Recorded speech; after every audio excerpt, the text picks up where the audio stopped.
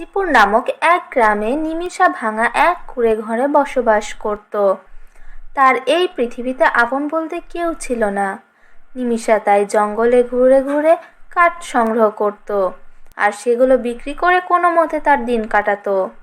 প্রতিদিনের মতো আজও নিমিষা জঙ্গলে কাঠ সংগ্রহ করতে যায়, কিন্তু সে আশানুরূপ তেমন কোনো কাঠ পায় না।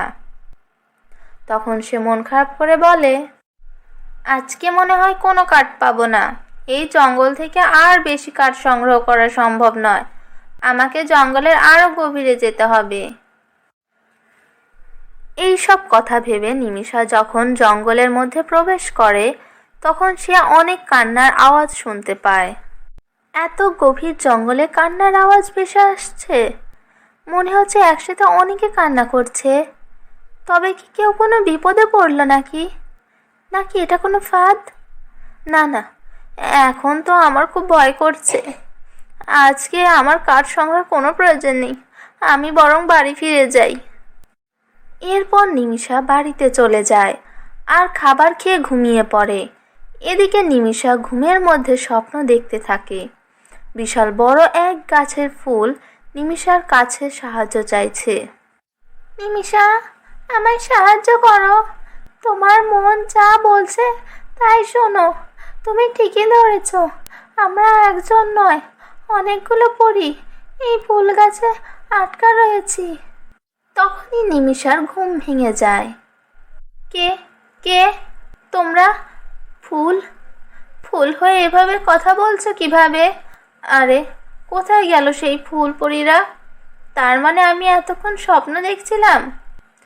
চিন্তা করো না, আমি আসছি। তোমাদের কিছুই হবে না।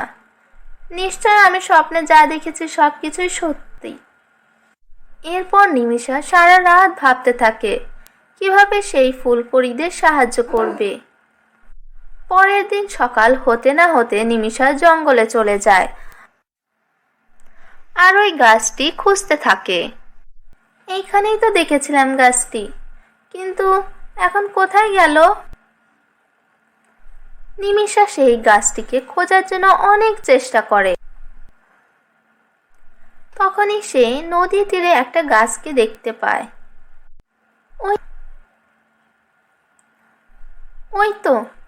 ওই তো সেই গাছটি, যে গাছটিকে আমি স্বপ্নে দেখেছিলাম। কিন্তু ওই গাছটির ফুলগুলো তো তখন কথা বলছিল। তখনই সেই ফুলগুলো আবারও কথা বলতে শুরু করে। নিমিষা, তুমি এসেছো? আমরা ফুল পরী রাজ্য থেকে এসেছি। দয়া করে আমাদেরকে সাহায্য করো। আমরা একা নয়, অনেকে আটকা পড়ে আছি। হ্যাঁ নিমিষা, আমাদের এই জীবন থেকে মুক্ত করো। আমরা আমাদের পরিরাজ্যে ফিরতে চাই। কিন্তু তোদের এই অবস্থা কে করলো? তবে শোনো, অনেক বছর আগের কথা। আমরা সব পরীরা একসাথে মিলে পরীর রাজ্য থেকে এসে এই জঙ্গলে ঘুরছিলাম। সাথীরা, দেখছো ওই গাছে কত সুন্দর ফুল ফুটেছে। চলো ওই ফুলগুলো দিয়ে আমরা মালা তৈরি করি। হ্যাঁ লালপরি, তুমি একদম ঠিক বলেছ। চলো, আজকে আমরা অনেক মজা করব। এরপর সব পরীরা মিলে একসাথে সেই ফুলগুলো তুলতে শুরু করে। তখনই সেইখানে এক দুষ্টু ডাইনি প্রকট হয় আর বলে, আমি তো তোদেরই খুঁজছিলাম।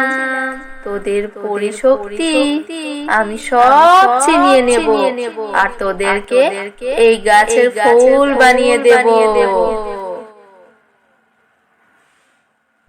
কি বলছে এই ডাইনি? মনে হয় এই ডাইনির জন্যই মা বাবা আমাদেরকে পৃথিবীতে আসতে দিতেন না। সবাই পালাও, নইলে এই দুষ্ট ডাইনির হাত থেকে বাঁচতে পারবো না আমরা।